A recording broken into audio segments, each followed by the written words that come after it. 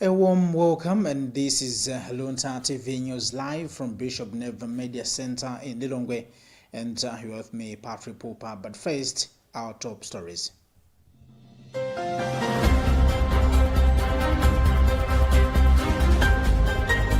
Pope Leo XIV urges young people to embrace authentic faith, peace, and service. Parliament establishes Economic Society of Malawi to regulate and professionalize the economics profession. Government announces plans for AI legislation amid rising concerns over unethical use. In other news, more than 300 kidnapping victims rescued in major operation in Nigeria.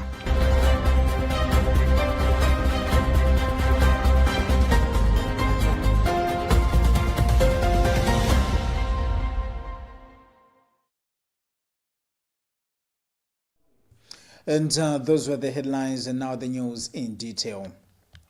Pope Leo XIV has encouraged young people to live their Christian faith with authenticity, humility, and openness, saying true gospel radicalism promotes peace and compassion rather than violence or division.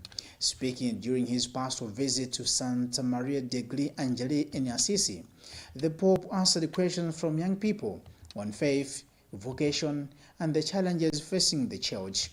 He stressed that religion should never be used for political purposes and called for leadership rooted in service, responsibility, and inclusion.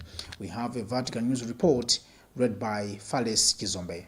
Responding to a question on living out the legacy of St. Francis of Assisi, Pope Leo said Christians are called to become peacemakers, especially in societies where religion is manipulated to fuel conflict.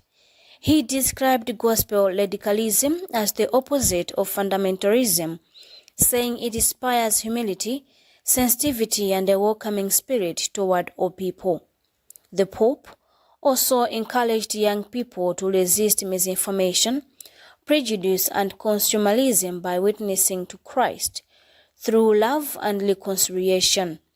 He said the Church should remain a welcoming home where people experience fraternity, genuine human relationships, and the value of silence in a noisy and divided world. Addressing a question on vocation, Pope Leo described making a lifelong commitment to God as a courageous and transformative decision. He warned against constantly chasing new experiences and possessions to fill inner emptiness, saying true freedom is found in faithful and lasting love. Reflecting on his journey, the Pope said God had always guided him through the support of others, leading him from priesthood and missionary work to his current ministry as Pope. On the issue of church scandals and obedience, Pope Leo acknowledged the Church's shortcomings, but insisted that unity remains at the heart of Christ's mission. He said true authority is expressed through humble service rather than power, adding that the Church becomes a place of healing and hope when it reflects Christ's example of selfless love. The Pope concluded by urging Christians to build communities where people recognize one another as brothers and sisters, overcoming discrimination and division through faith, service, and compassion.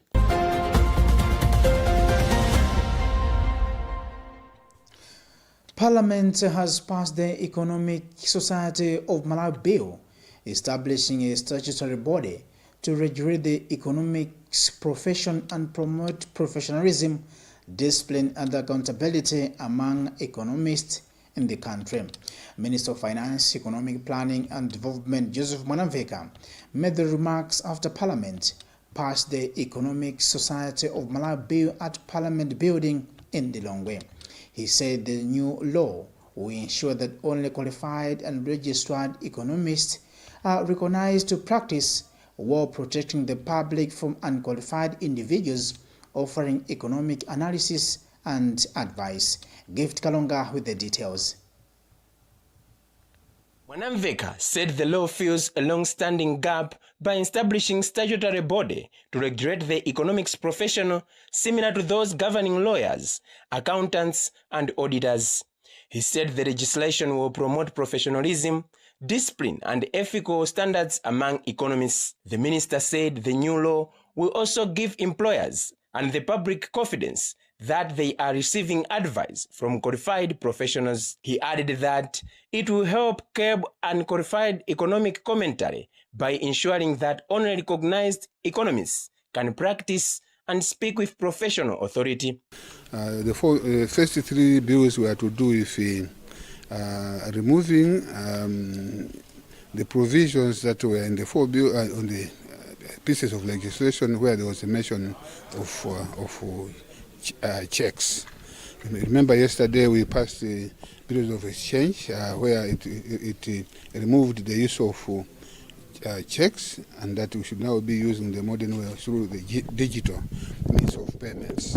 So the other three bills was purely to address that, so that all those pieces of legislation should be online, in line with the bills of exchange. And then we had the fourth one, this one to do with SOMA, Economics Society of Malawi. This is a bill that is meant to regulate, to govern economics, the economists in Malawi. I'm sure you agree with me that unlike the Law Society of Malawi, unlike the auditors or the accountants, I think we are not governed by any pieces of legislation. Chairperson of the Parliamentary Committee on Budget and Finance, Sosten Gwengwe, said the Economic Society of Malawi bill will help regulate the economics professional by ensuring practitioners follow a code of ethics and conduct. He said the committee recommended the flexible licensing system where only economists offering specialized services would require licenses, while the society would operate as a self-governing body funded through members' subscriptions. So basically, we would want to guide the economy, so to speak, so that once they want to get services of somebody billed as an economist, they should be assured that that person is a member of a body that is that has its own code of conduct, that has got its own code of ethics, and that that member adheres to those ethics and to such kind of conduct. Parliament has also abolished the use of checks through the passing of relevant bill, while 11 other bills have been passed during the sitting. The developments have been described as milestone in strengthening legislation and improving governance in the country. Meanwhile, the Parliament is expected to adjourn Sunday on Friday, 7th August, marking the end of the current sitting. For Luntha News in Lilongwe, this is Gift Kalonga.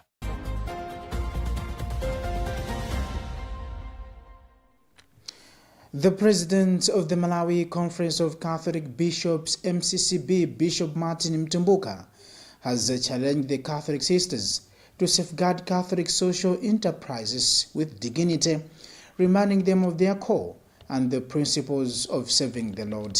He was speaking in Lilongwe at the annual Malawi Social Entrepreneurship and SMEs Conference. Robert Kalindiza has compiled this report.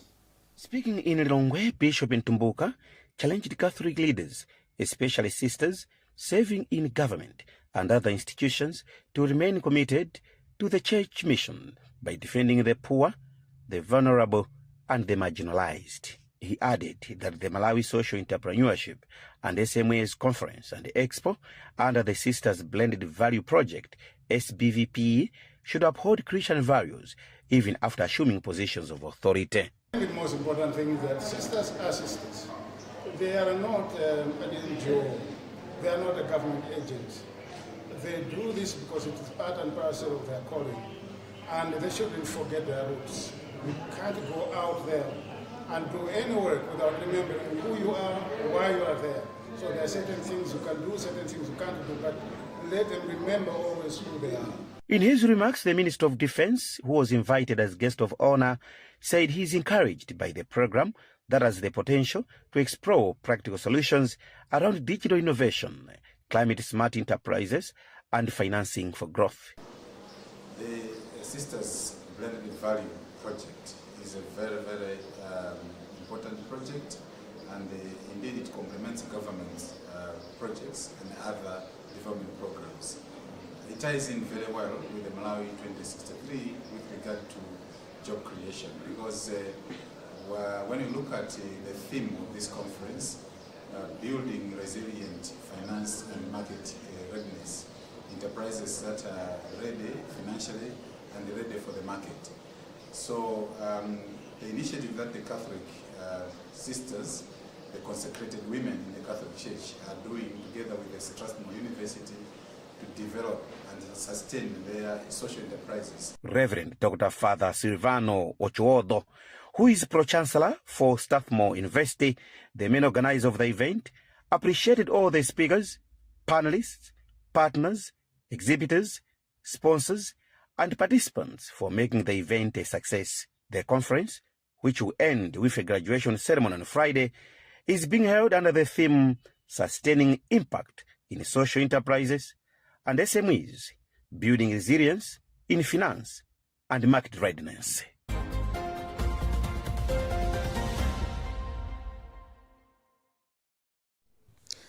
The government of Malawi has announced a plan to introduce legislation regulating the use of artificial intelligence AI, citing grave concerns over the unethical use of the technology across the country. Speaking in Lilongwe on Wednesday during a meeting with heads of ICT from ministries, departments and agencies, Minister of Information and Communication Technology Shadrack Namalomba said government is developing a national artificial intelligence strategy that will guide the formulation of a policy and an act of parliament to promote the responsible use of AI. Chadri Chilanga with the details. Namalomba said the proposed legislation, which he wants presented to Parliament before December, will help protect citizens and ensure AI tools are used ethically. He also urged ICT heads across government to end the culture of working in silos, saying fragmented ICT systems have resulted in duplicated projects, increased costs, and poor service delivery to Malawians. The minister further warned the ministries against establishing parallel e-government structures, stressing that all ICT officers in government fall under the Department of E-Government in the Ministry of Information and Communication Technology and should coordinate digital transformation efforts through the ministry. My main call to the heads of ICT working in various ministries and departments and the agency of government is one, that we need to coordinate, to work together. We need to stop the culture of working in silos, because this culture of fragmentation, culture of working in silos has got a huge cost to both government and to the citizens of Malawi. In his remarks, the Principal Secretary for the Department of E-Government, Prosper Mopiwa, said the meeting was organized to strengthen coordination among ICT officers as government accelerates its digital transformation agenda. He said the officers form a common ICT service responsible for supporting digitalization across MDAs, in line with the government's vision of delivering public services. Yes, most definitely.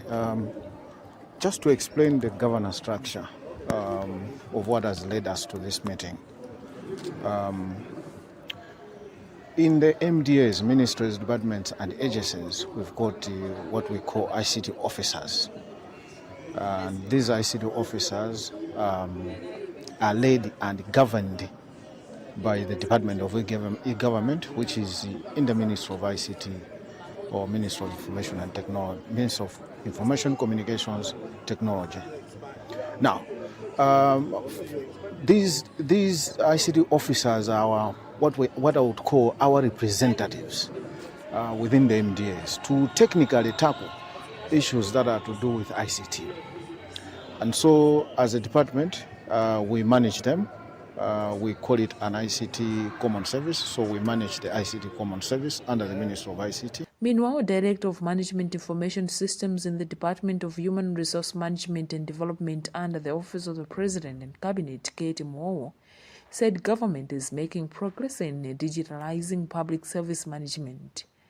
She said the department is upgrading its systems to digitalize processes ranging from recruitment to employee exit management, and is currently piloting a new payroll system and 5 other modules across MDAs, with plans to roll them out to all 8 ministries, departments, agencies, the judiciary, parliament, and local councils.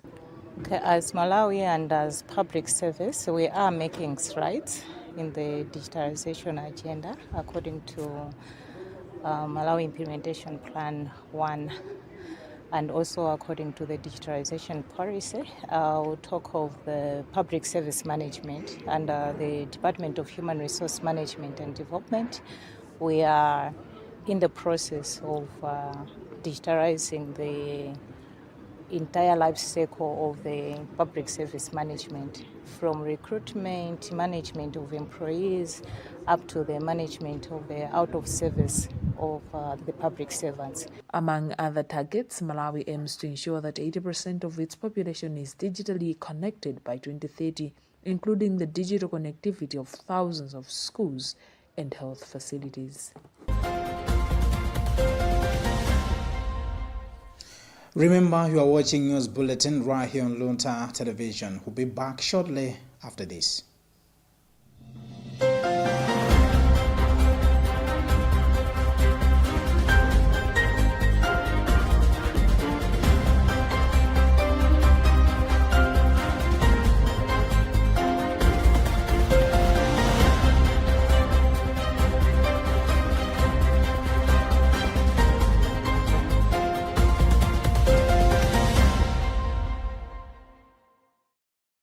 Utenga kuchokera ku komiti yomwe ikuyendetsa chikondwerero cha zaka 125 chifikire ni mpingo wa Katolika kuno ku Malawi. Unali muchulaye 1901 pamene ya mishoni anafika kuno kusama.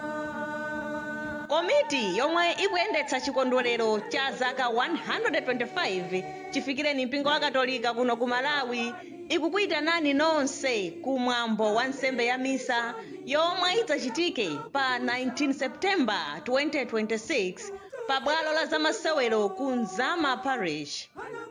Mwambo wa nsembe ya misa udzayamba nthawi ya 9 koloko mmawa, ndipo pali chiyembekezo choti pa tsikuli kudzabwera alendo ochokera ku likulu la mpingo wa Katolika ku Rome. Kuti mwambowu udzayende bwino, komiti ikupempha akhristu eni ake ndi anthu akufuna kwabwino kuti athandize ndi ndalama, katundu komanso upangiri. Mutha kutumiza ndalama yanu ku akaunti ya chikondwererochi yomwe account name ndi Quas Qui Centennial. Account number the 250-93337 NBS Bank, Ncheu Service Center. Mutaso kutumiza ku TNM Mpamba, agent code 3120190. Kapena pa Airtel Money, agent code 404610. Ndipo manamba lonsewa adzilemba dzina la Godino Chinkanda. Kuti mudziwe zambiri, imbani foni kwa wapampando wa komiti ya publicity Bambo Godino Chinkanda pa 0999-723-721.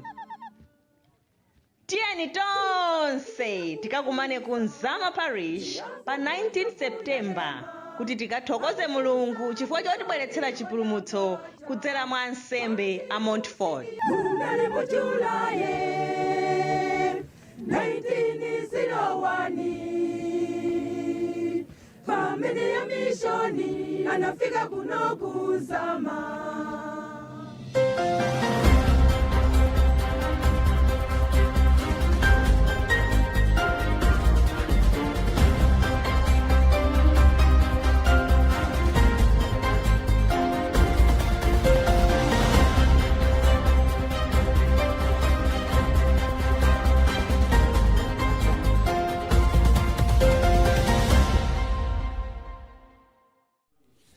In case that you are just joining us, remember that you are watching News Bulletin right here on Luntha Television, and you are with me, Patrick Popper. But now a reminder of our top stories.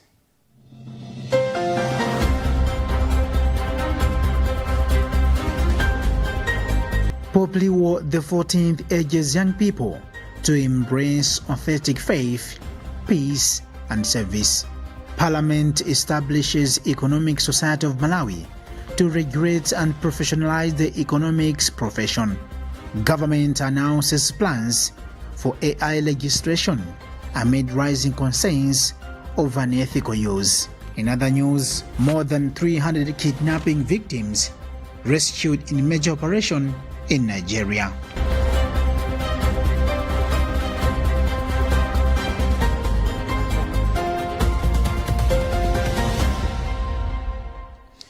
Moving on with our news, health expert Joe Jobe has described the Medical Council of Malawi's decision to discipline 13 health care workers for professional misconduct as a significant step towards improving professionalism, accountability, and patient safety in the country's health sector.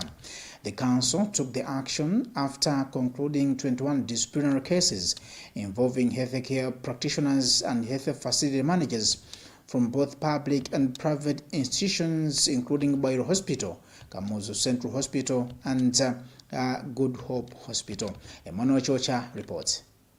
Speaking to Luntha Television, Jobe said the disciplinary action sent a strong message that unethical conduct in the health sector will not be tolerated. He added that the move will encourage healthcare workers to uphold professional standards and adhere to the code of ethics. Jobe urged patients to report cases of professional misconduct whenever they occur to help improve accountability and health service delivery. We are very pleased with the way the Medical Council of Malawi has been transacting its business. Having seen the statement that it investigated certain complaints and found some individuals and health facilities guilty and punished them accordingly, is good news, especially to the patients we as Malawi Health Equity Network represent. Meanwhile, Physicians Union of Malawi, PAUM President Solomon Chomba, also welcomed the council decision, saying effective regulation is essential for maintaining high standards of healthcare. However, he stressed that healthcare workers also need a conducive working environment with adequate equipment and resources to deliver quality healthcare services. We reviewed the Intermission, and I think I would say it's a fair deal, because at the end of the day, what has been determined there is encouraging professionalism amongst our healthcare workers, that's our practitioners. On the other hand, it's also protecting the public from harm that might have arisen from unprofessional conduct, or harm that had already arisen from the unprofessional conduct. On the other hand, it's also trying to bring awareness to the public to say that if they say they see any unprofessional conduct, there are some ways how those issues can be handled. The disciplinary action is expected to reinforce accountability across Malawi health sector while promoting ethical conduct, enhancing public confidence, and improving the quality of health services. For Luntha News in Lilongwe, this is Emmanuel Chuocha.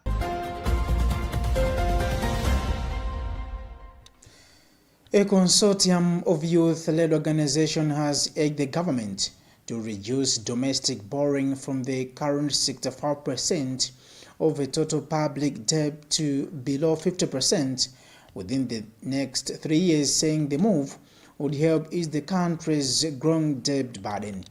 Consortium chairperson Chifundo Robert made the appeal as he presented a position paper during the first ever National Youth Symposium on Public Debt held in Lilongwe. Tandiwe Mzumara has filed this report. In his remarks, Robert, among other things, recommended increased conventional external financing and accelerated domestic revenue mobilization. Robert also called on Parliament's Finance and Budget Committee to develop and adopt a standardized loan bill checklist within the next 6 months to strengthen transparency and accountability in public borrowing. Right, I think the key demands that young people are demanding from various institutions, including the government, through the Ministry of Finance, the Reserve Bank, the civil society organizations, and of course the development partners. One of the key issues is that young people are demanding for the public disclosure, public debt, where young people, they want to have the live information on how the government is following, and of course how the government is also managing the debts. That's one of the issues that young people across Malawi are demanding. Responding to the recommendations, Principal Secretary in the Ministry of Finance, Patrick Lipava, said the government is already implementing reforms aimed at restoring debt sustainability. He said measures under the Economic Recovery Plan are helping reduce public expenditure, while government borrowing has also declined. The demands that have been put forward by the youth is exactly what the minister is doing. You were together during the budget consultations, and you see all the figures that the youth have given us are exactly the very same figures that the minister gave to the nation. That shows how transparent the minister is, and that is how transparent the ministry is. And we welcome the youth position, and especially it is important that now the youth are engaging in these complex economic issues. And it means that the government and the youth will move together, and they will be able to understand each other on how this country is moving. Meanwhile, United Nations Acting Resident Coordinator Penelope Campbell has reaffirmed the United Nations commitment to supporting young people to meaningfully participate in national development and influence public policy, noting that the symposium aligns with the aspirations of Malawi 2063 by providing young people with a platform to engage in dialogue on public debt and sustainable development. Given that youth represent 70% of Malawi's population, population of Malawi aged 35 and below is around 75, 80, it's a huge number, 3/4 of the population. Youth voices really count. You can't have people who are shaping the future of young people not being young people. They have to be, because they are going to have to bear the responsibility and the burden in the future. So it's great to see this engagement today. It's great to see young people empowering themselves with knowledge. I would always say keep learning, because there's always knowledge gaps. You always have to keep learning. But the other most important thing is to engage, whether it be in your school, whether it be in your house, whether it be in your constituency, whether it be in your district, and at national level. Engage.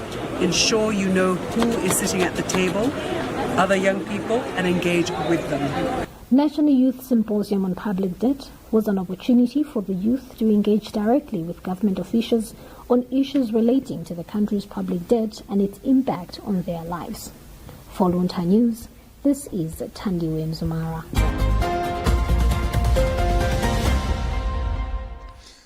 And finally, in other news, Nigerian security forces have rescued more than 300 people who were abducted in separate attacks during a coordinated intelligence-led operation. According to a statement released by the presidency on Wednesday, 163 of the victims were kidnapped in February from Wolo village in Kwara State, while another 145 had been abducted from neighboring Niger State. We have an African News report read by Fales Chizombe. The victims were found in the Kainja Lake National Park forest during a one-day operation conducted by the National Counter-Terrorism Center with support from the military police and the Department of State Services. Authorities have not confirmed whether any suspects were arrested. The rescued individuals are currently receiving medical treatment at a military facility before they are reunited with their families. President Bola Ahmed Tinubu praised the successful operation, saying it reflects growing cooperation among Nigeria's security agencies in tackling insecurity. Kidnappings for ransom remain a serious challenge in Nigeria, particularly in remote areas where government presence is limited. Criminal gangs, bandits, and extremist groups linked to Boko Haram continue to target communities. The Wolo attack occurred earlier this year after suspected jihadists allegedly retaliated against villagers for ignoring their invitation to a religious gathering. During the assault, homes were burned, scores of people were killed, and many others were abducted. While residents claimed more than 165 people died and about 176 were kidnapped, local authorities reported lower casualty figures, and police later said the reported number of abductees had not been verified. Following the attack, President Tinubu condemned the violence, describing it as a beastly attack, and deployed additional troops to the affected area. The incident came months after the Al-Qaeda-linked group for the support of Islam and Muslims claimed its first attack in Kwara State. Meanwhile, insecurity continues across the country. Over the weekend, armed men reportedly abducted at least 52 people, including children, during attacks on a village and a military base in Zamfara State in northern western Nigeria.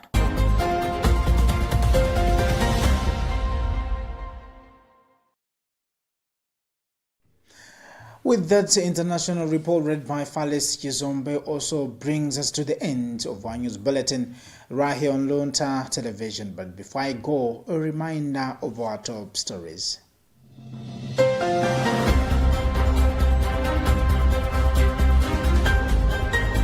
Pope Leo XIV urges young people to embrace authentic faith, peace, and service. Parliament establishes Economic Society of Malawi to regulate and professionalize the economics profession. Government announces plans for AI legislation amid rising concerns over unethical use. In other news, more than 300 kidnapping victims rescued in major operation in Nigeria.